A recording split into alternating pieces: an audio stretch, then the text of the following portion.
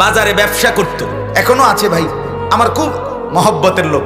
ওই বালতি বুলতি বেচে, প্লাস্টিকের ক্রোকারিজের মাল যে এগুলো।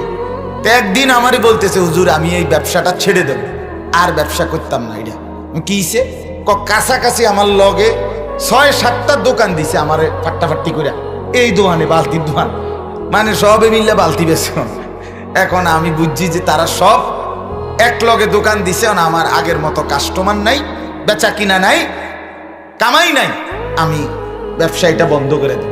পরে আমার পকেটে তসবি ছিল, আমার তসবি গাড়িতে, তো তসবি পকেটে ছিল, পকেটের থেকে আমার ব্যক্তিগত তসবিটা ওনার হাতে দিয়া আমি বললাম, কালকে থেকে টাইম মতো দোকান খুলবেন, টাইম মতো দোকান বন্ধ করবেন, আর ক্যাশে বইয়া তসবি পড়বেন, সুবহানাল্লাহ, আলহামদুলিল্লাহ, আল্লাহু আকবার, লা ইলাহা ইল্লাল্লাহ, দুরূদ শরীফ সাল্লাল্লাহু আলাইহি ওয়াসাল্লাম, ইস্তিগফার, আস্তাগফিরুল্লাহ, এভাবে তসবি পড়বেন।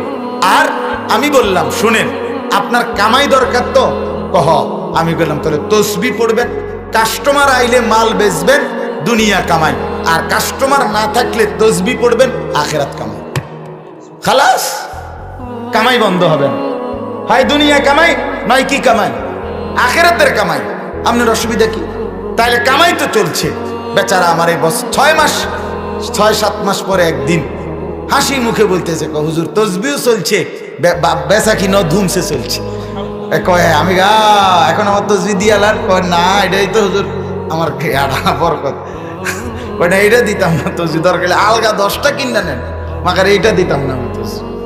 এই জন্য বাপ আমার, বন্ধু আমার, আমরা প্রত্যেকেই জিন্দেগি সুন্দর করি, যুবকদেরকে আগায় নেই, আল্লাহ তৌফিক দান।